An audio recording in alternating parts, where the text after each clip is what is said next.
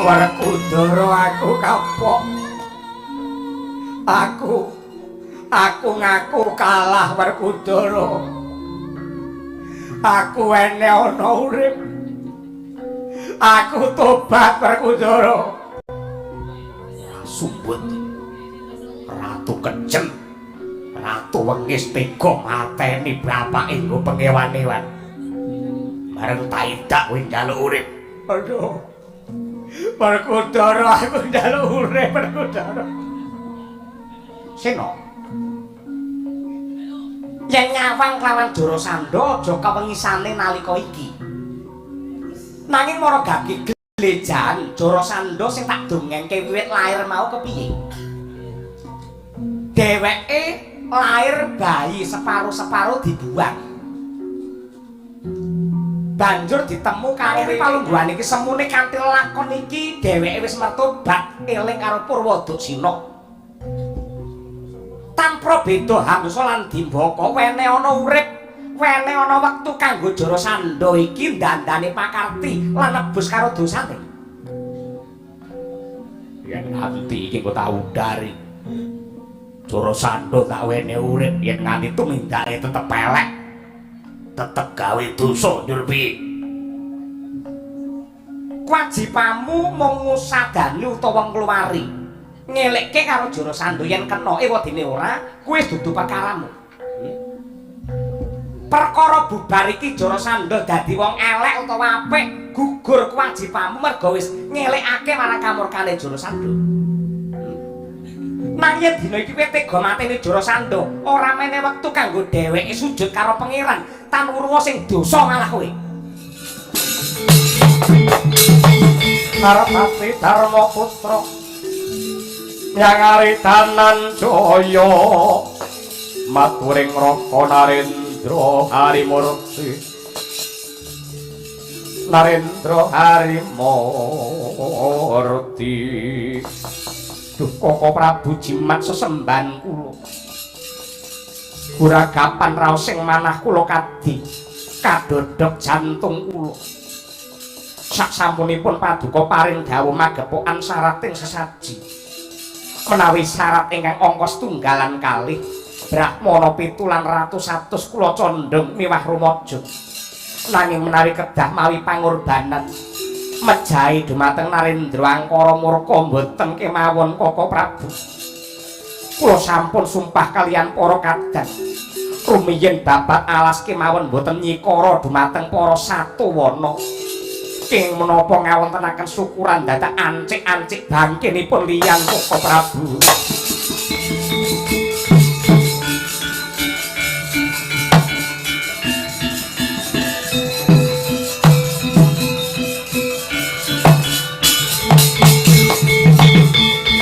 Jadi kula suwun paduka sampun kaladuk ati bela panampa gagapi dumateng atur kula. Tumbal sesaji nenggih nyernakaken Narendra Angkara murka menika jembar tebanipun kedah dipun waca kanthi jiwa katresnan lan kawicaksanan. Tegesipun ingkang dipun sirnakaken menika sanes menungsanipun. Ingkang dipun pejahi menika sanes blegeripun nanging hambekipun ingkang Angkara murka kala wau.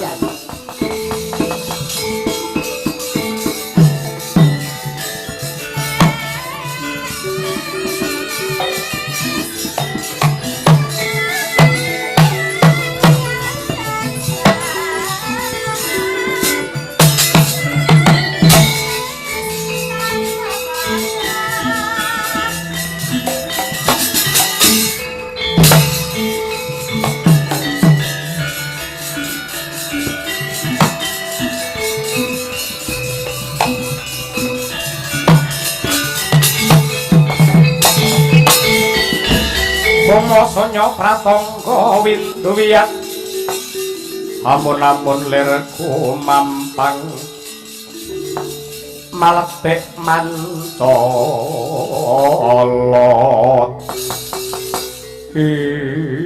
Nuwun sewu amit pasang Kalimantabe tinebening tulak manu dumaling tawang tuwa Hidut Nyuwun pangapunten menawi sowan kula ganggu damel ing sami sabet jagung wonten setinggil negari Ngamarta mriki.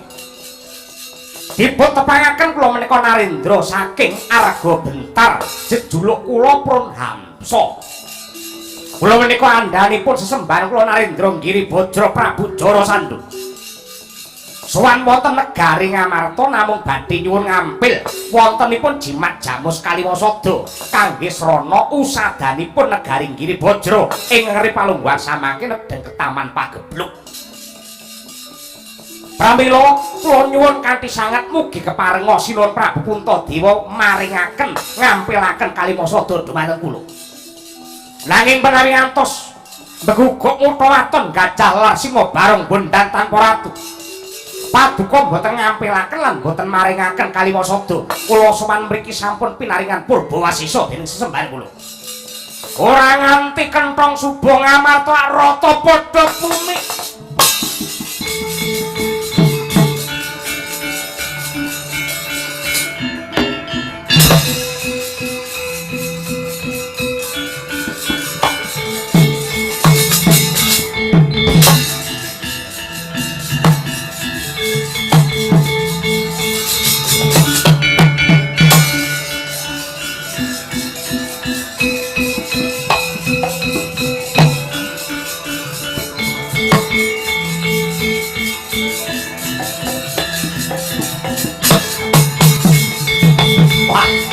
Tanpa guneman ngerti-ngerti nyangking aku sapa?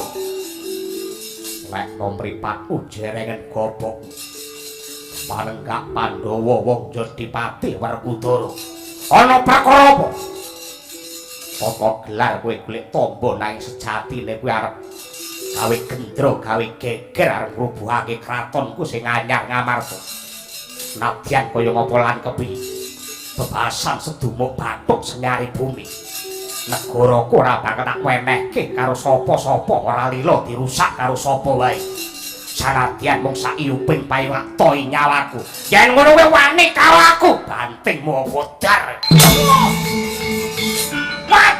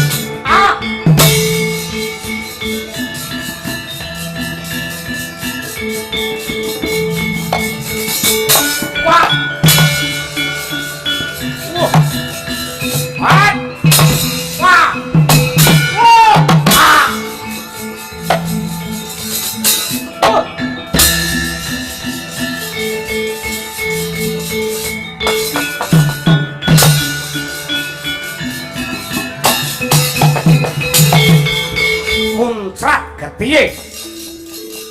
Grodol ususe sak lengen gedene.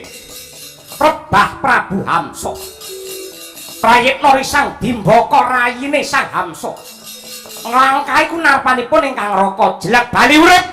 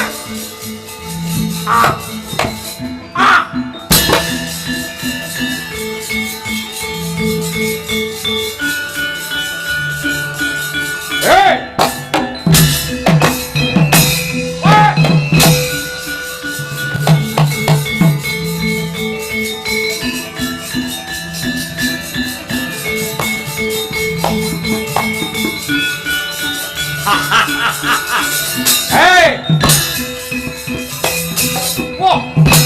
Hat. Hut. Wah. Hut. Ah.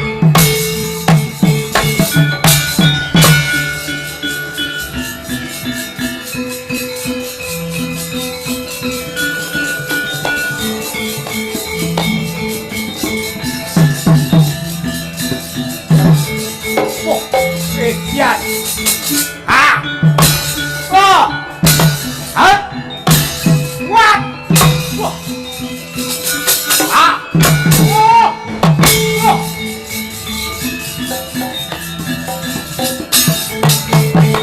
Waduh. Werkudara aku kapok Werkudara. Werkudara aku kapok. Aku tobat aku ndodho karo luput. Aku ene ana urip. Yen aku nduk urip aku bakal ngabekti karo para Pandhawa. Aku urip ana meno. Aku urip.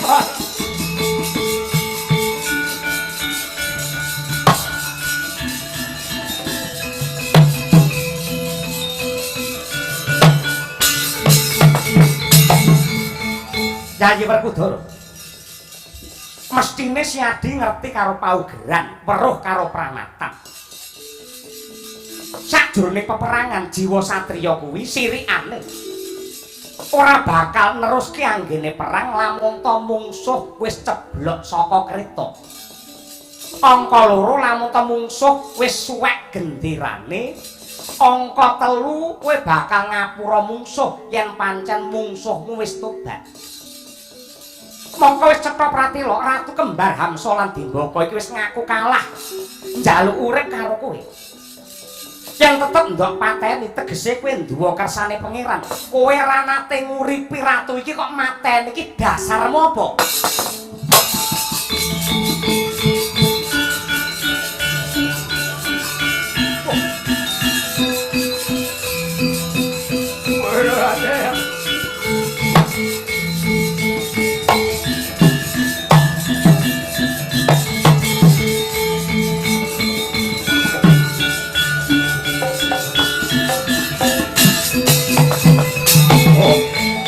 Raden Werkudara ngaturaken panuwun dene paduka kepareng dados lantaran anggen kula nyambung urip menawi kala wau paduka sampun mejahi dumateng kula lan adi kula Tanwurunga anggen kula mati gendong dosa ingkang kathah Raden.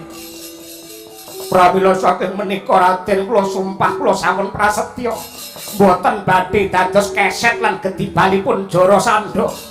Sisaning urip kula badhe kula ginakaken kangge ngabekti dumateng para Pandhawa Raden.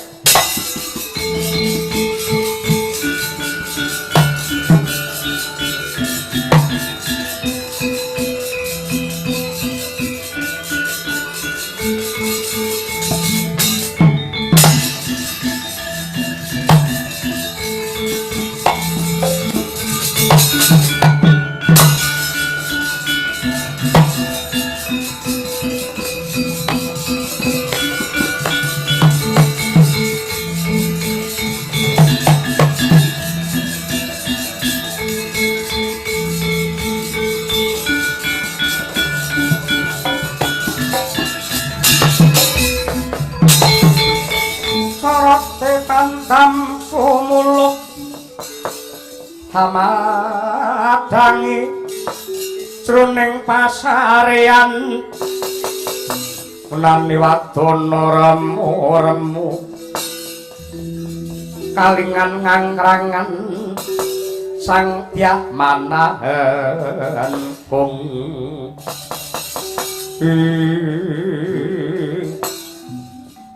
matur nuwun Kresna kakangku kowe ngelekake Werkudara sing meh wae kelimput. Iya. Mestine lak si Adi isih kelingan nalika kowe nindakake babat Wanamarta biyen.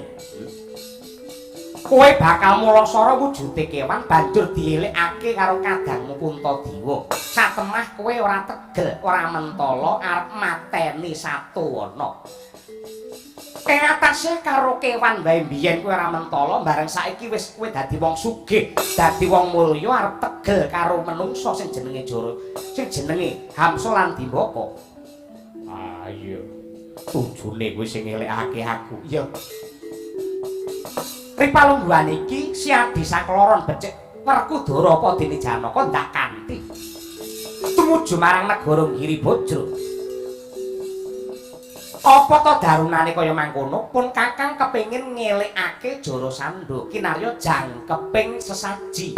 Ya kuwi nyirnakne angkarane Jarasandha, dudu nyawane Jarasandha. Menapa sebabipun kok Jarasandha menika kaanggep narendra ingkang angkara murka Kaka Prabu? Merga dheweke nganakake sesaji sing jenenge sesaji Ludra ya kuwi bergagak ratu sing cacahe 100 kanggo srana daharane Wangkukulun Bathara Ludra. Ripalungguhan iki anggene ngrangket anggone Banda Ratu wis antuk 97 kurang 3 sing dikarepake Jarasandha nggih jangkepe ya kuwi Ratu Ngamarta, Ndarawati lan Mandura. Yen ngono kejem tenan Jarasandha, mula kudu dielikke. Ayo, lumaku alon-alon. Kembyaing tangan, jangkaing suku, kedaling lisan. Kabeh kudu diseramakake supaya antuk pepayung saka Hyang Agung ya.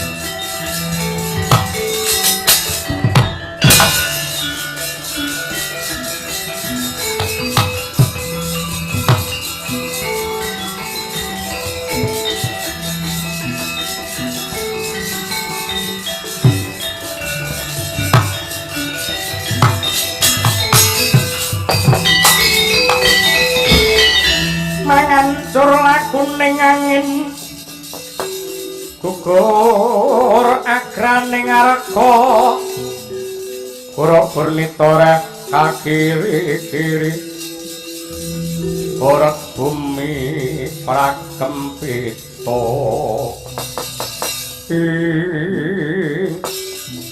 sandrane Sang Bima kaya tugu Sinukarta. Tugu Sinukarta tegese tugu ingkang ora obah sembah sinubya subya. Duwe mulat gelare gunung ingkang prasasat kaya ngrangsang langit. Parandene Sang Bima tan mundur ing guntur tan mendho ing bebaya. Ciptaning driya asa nglumpati gunung Cetyaka. Mulat nata Ndrawati Sri Bathara Kresna.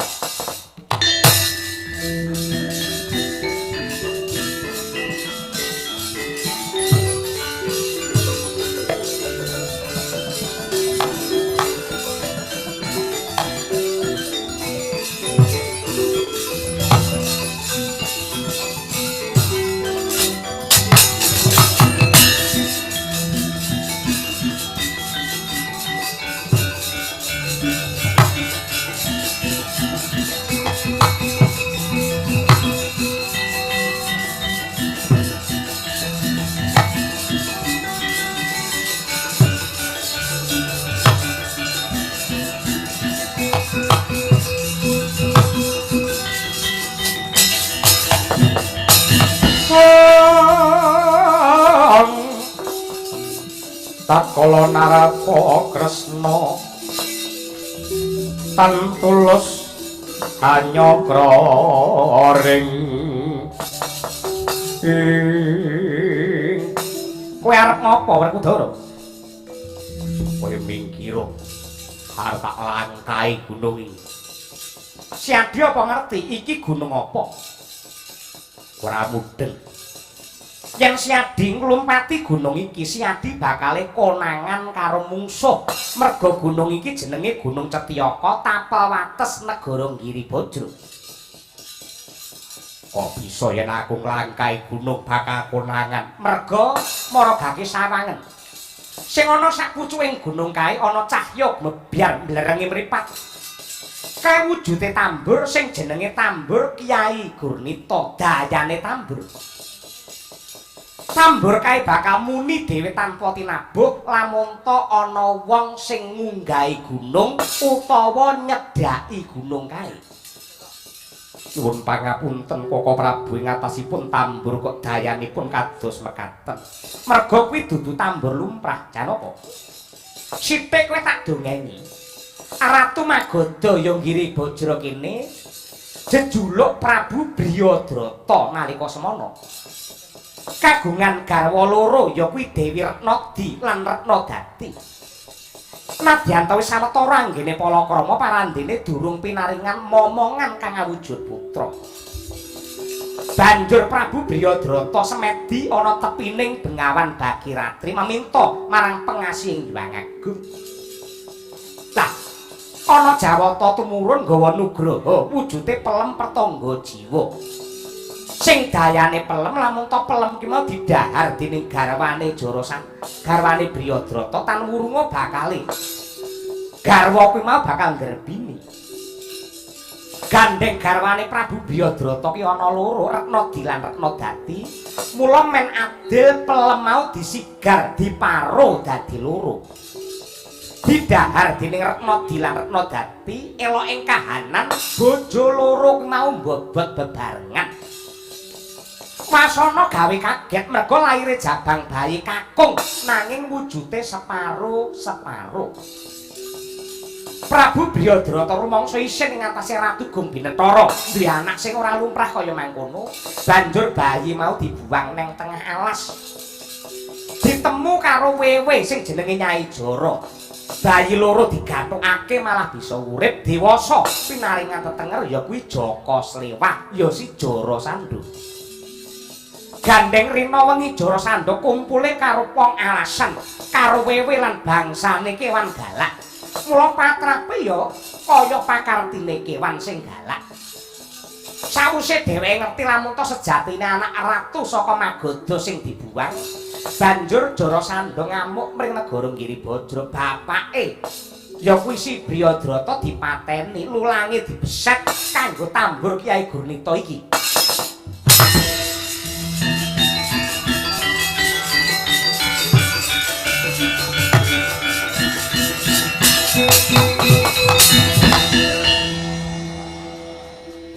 Yen ngono kejem tenan Jara Sandha dudu pakartine menungsa iblis.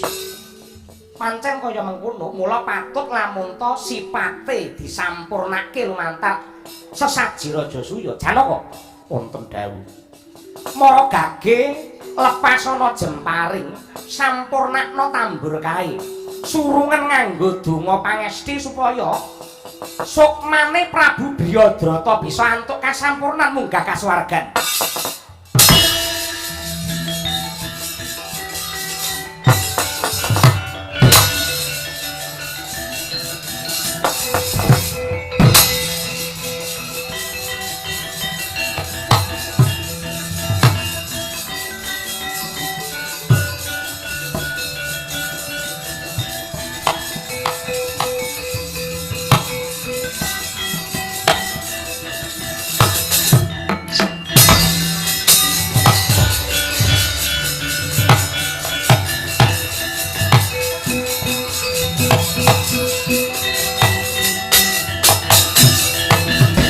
Raden, banget aku ngaturake panuwun dene panjenenganmu sing nyampurnake kelawan sukmane Driyadrata.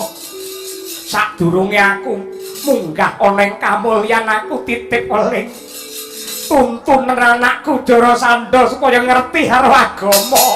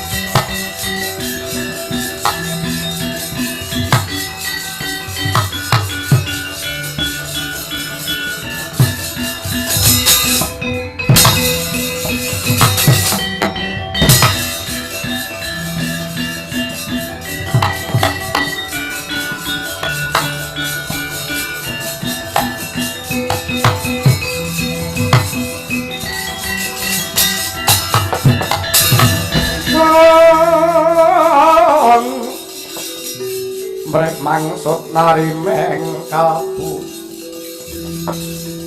budine kang den bawani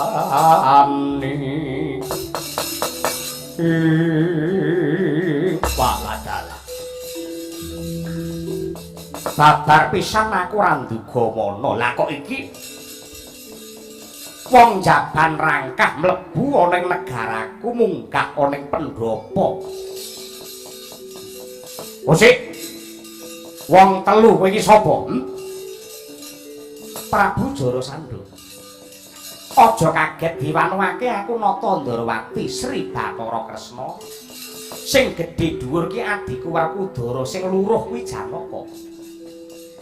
Mestine nadyan tata gelar kowe ora nggumun ning batinmu mesti kaget kenapa kok Ratu Ndarawati isih urip.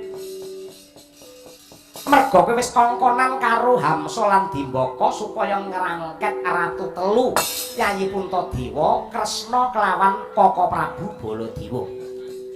Purhanana. Pripalungguhane iki andamu sing jenenge Hamsa lan Dimbaka wis martobat, wis teluk karo para Pandhawa. Nah, aku temekono ing kene iki bakal gandeng tanganmu tengen, damar mancung cupeten anggenmu ngumbar kamurkan, rampung ana teka semene anggenmu nganakake sesaji ludra. Nadyan to kowe manembah, nadyan to kowe ngibadah, ning cak-cakamu ngibadah ki beda karo kautamane wong ibadah liyane. Nanging menungso urip ana jagat rame iki duwe hak lan duwe kamardikan nemtokake kapitayan jumbuh karo angen-angene. Sing ndak percaya lan tak anggap pangeran ingkang wis mulyake Jarasandha ora ana liya kejaba Bathara Kala. Kowe arep nyembah Bathara Kala monggo, ning lemu nyembah aja ngrugekke makhluk liya. Yen kowe bakal mateni ratus-atus kanggo daharane Bathara Ludra. Ngono kuwi ngrugekke wong liya. Mongko sing jenenge agama ki surasane intine ora ana liya kejaba bareng-bareng padha golek wilujeng lan golek rahayu. Parandene kowe gawe kapitunaning liyan, cetha lamun agama kapercayan sing ndok gila ki agamane iblis. Wah,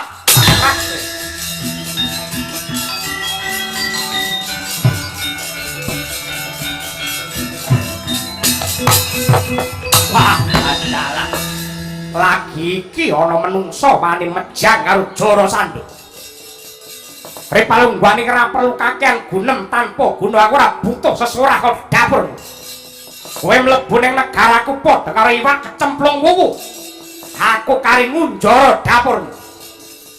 Ayo salah siji tanding karo Jara Sandha. Pilihan sing ndi sing supaya nandingi kridamu. Yen Kresna kowe mung pinter guneman lunyu ilatmu. Janaka klemar-klemer sing gedhe dhuwur Werkudara, ayo metu Jawa.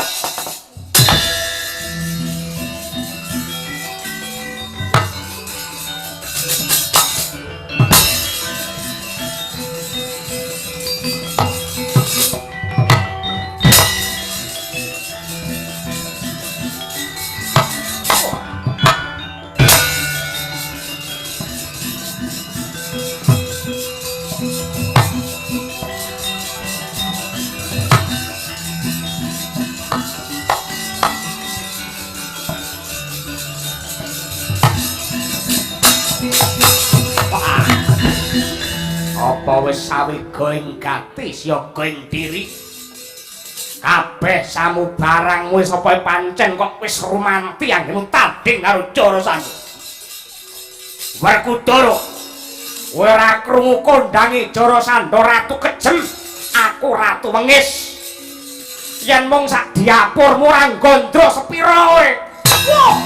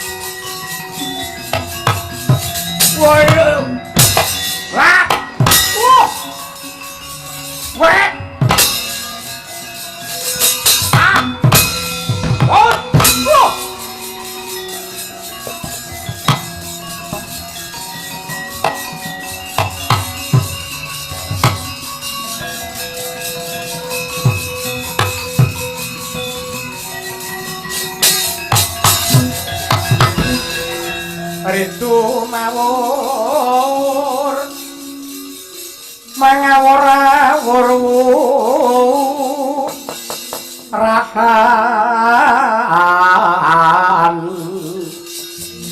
tengaraning jure oh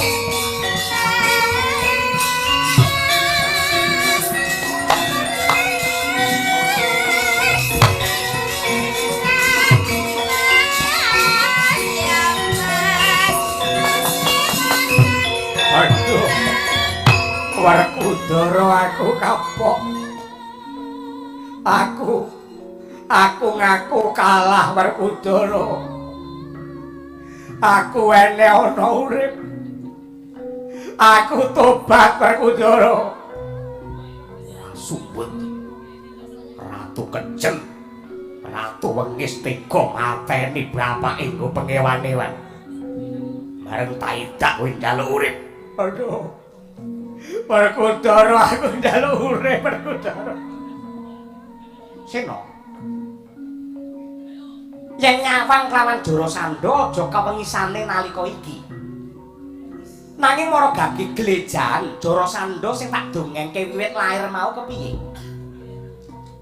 Dheweke lair bayi separo-separo dibuang. Banjur ditemu karo wewe Nyai Jara. Srawunge wae karo wewe karo gendruwo manggone ning alas. Mula wiwit kuncung nganti gelung Jarasandha ki ora ngerti kautaman, ora ngerti karo agama, ora srawung karo panembah, anane mung wani lan wani. Dheweke wani bedah Giribajra mateni bapake merga nampa wadule utawa pangicuk-icuk saka Nyai Jara. Mestine kowe iso gagapi kaya apa rasane rusake batine Jarasandha biyen jabang bayi sing dimohi karo wong tuane. Ripalungguhan iki dheweke sakemprangan ngumbar kamurkan nadyato durung rampung ratus-atus sing dingge dahar pukulun Bathara Kala. Nanging ripalungguhan iki semune kanthi lakon iki dheweke wis mertobat eling karo Purwadaksina. Tanpa beda Hamsa lan Dimbaka wene ana urip, wene ana wektu kanggo Jarasandha iki ndandani pakarti lan nebus karo dosane. Yen nganti iki kok tak udari. Jarasandha tak wene urip yen nganti tumindake tetep elek. Tetep gawe dosa nyurpi. Kewajibanmu mung ngusadani utawa ngluwari. Ngelekke karo Jarasandha yen kena wadine ora, kuwi wis dudu perkaramu. Perkara bubar iki Jarasandha dadi wong elek utawa apik, gugur kewajibanmu merga wis ngelekake marang kamurkane Jarasandha. Nang yen dina iki kowe tega mateni Jarasandha, ora meneh wektu kanggo dheweke sujud karo pangeran, tan urwa sing dosa malah kowe.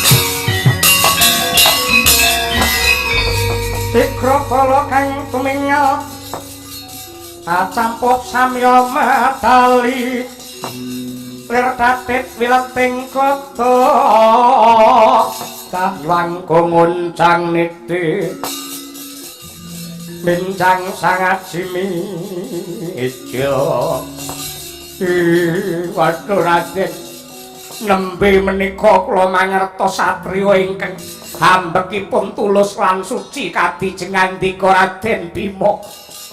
Mongko paduka menika kaprawiranipun sampun mbrebeki jagat. Tegel tega mentala mateni karo padane urip sing dadi musuh paduka. Nanging sakmangke paduka nyatanipun mutiara maringi gesang dumateng kula anggen kula badhe nebus dosa. Kula mangertos ngandika ngawontenaken sesaji Raja Suya Ratu 97 ingkang kula kunjara badhe kula luwari kula gandeng kula giring ing kuyung Pandhawa ngawontenaken sesaji Raden.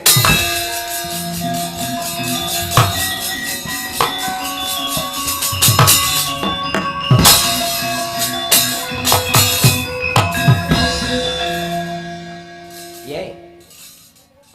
Jajal marem ora ngono kuwi. Lek gur mateni wong ngono ngedukumba nyuduk nganggo kuku kacamata. Ngono kuwi wis Werkudara lumrah. Lek ngene iki lek dadi mutiarane titah ta ngene iki. Alhamdulillah. Syukur kalau dheweke gendring nganti 197. Kocok aja.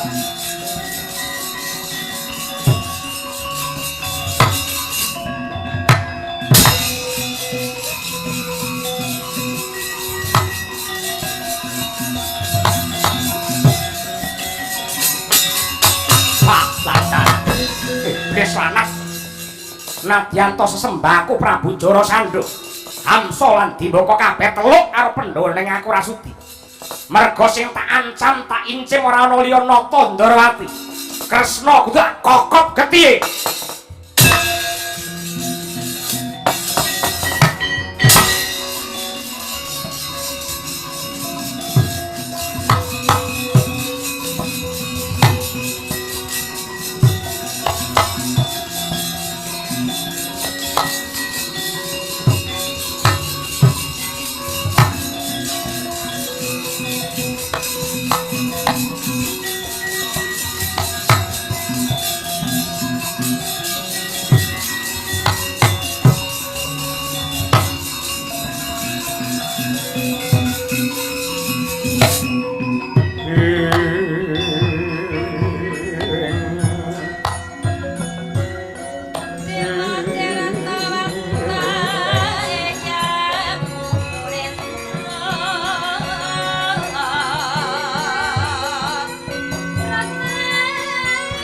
Sapodo miling anglapi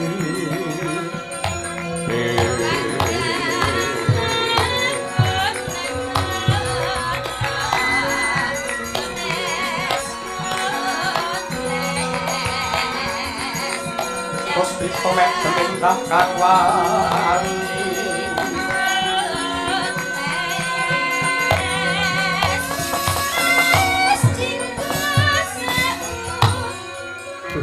Kanjeng Hyang Sri Bagindo Matsapati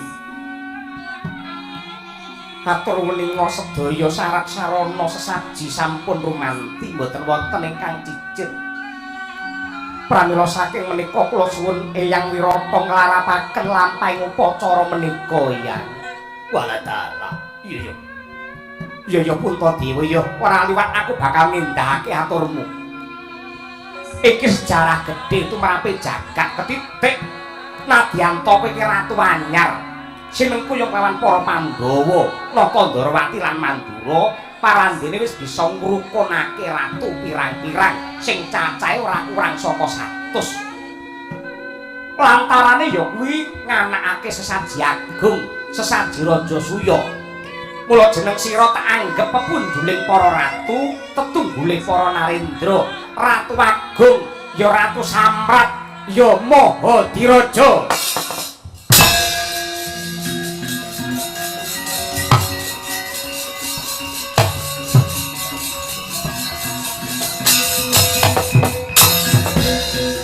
Sakmangke nuwun sewu gandeng sampun kepareng lenggah para raja Narpati. Panunggale bangsa-bangsa panunggale bangsa-bangsa ingkang tresna dhumateng pedhamen sirik kalian peperangan kula tetepaken Puntadewa dados Ratu Agung dene pamong agungipun Ratu Ndarawati nanging kula boten badhe meksa penggalihipun para lenggah kula namung badhe nyuwunaken prisa upami Puntadewa dados Ratu Samrat Prabu Kresna dados Ratu Agung tawi pamong agung kinten-kinten sami sarujuk menapa mboten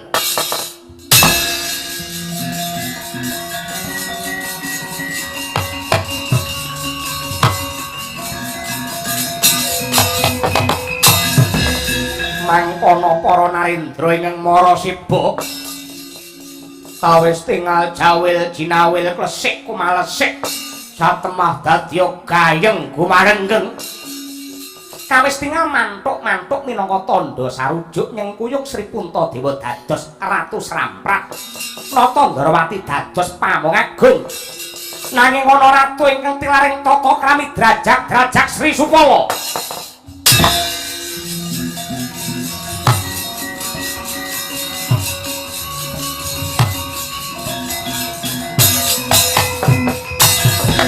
Angger wonten pasamuan menika sinten kemawon dipun keparengaken modal gagasan urun pamanggih condong kalian krenjeting manah. Menungso menika tipake padha golong ning cocok atine mboten golong lan wonten jaman merdika menika sinten kemawon dipun keparengaken usul nadyanto beda saking pamanggihipun sedaya para lenggah. Pramila dipun tepangaken kula Narendra Cedi nami kula pun Sri Subala. Mratelaken kula mboten cocok, kula mboten condong, kula mboten rumaja menawi Prabu Puntadewa dados Ratu Agung, Ratu Mahadiraja, ya Ratu Srampat. Samprat. Ratu Samprat. Saya Kresna dados Pamong Agung, menika saya mboten cocok. Ratu sing lunyu lambene, ratu sing jajah negara Giribajra tanpa ngguang layang panantang. Nekluk-naklukake mungsuh kanthi srana ngelmu sihir, kula mboten cocok, kula mboten sarujuk. Yen sing lenggah sing anake wisudan nganake sesaji, kraton iki kula obong dadi awu.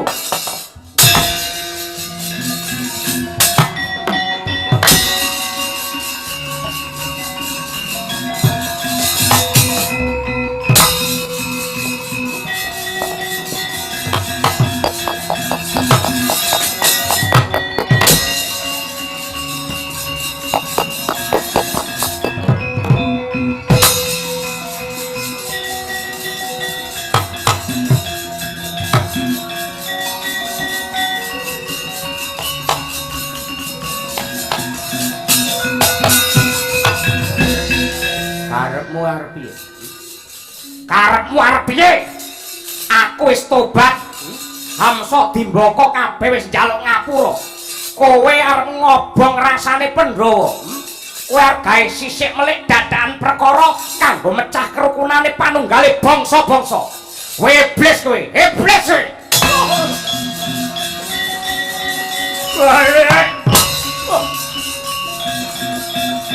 Wah.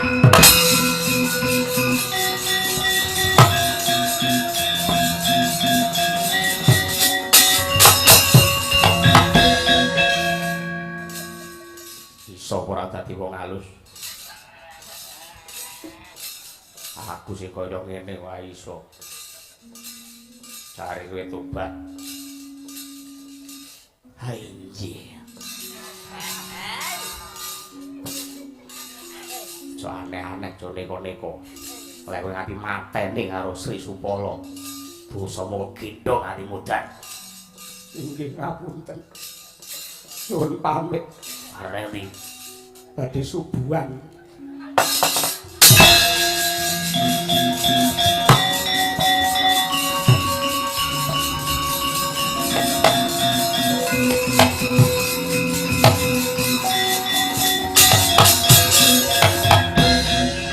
Nyata kowe wasis patengan sing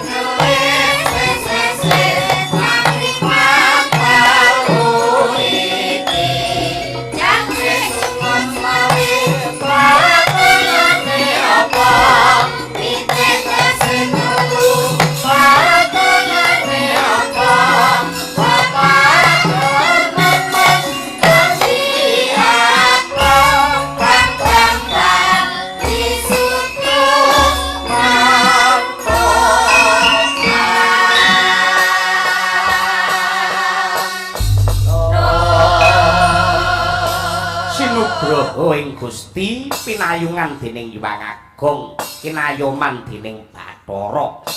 Anggenipun para Pandhawa laku dharma wiwit purwa madya ngantos wasana kanthi linambaran kebak katresnan, welas asih sarta bener kang adhedhasar kawicaksanan.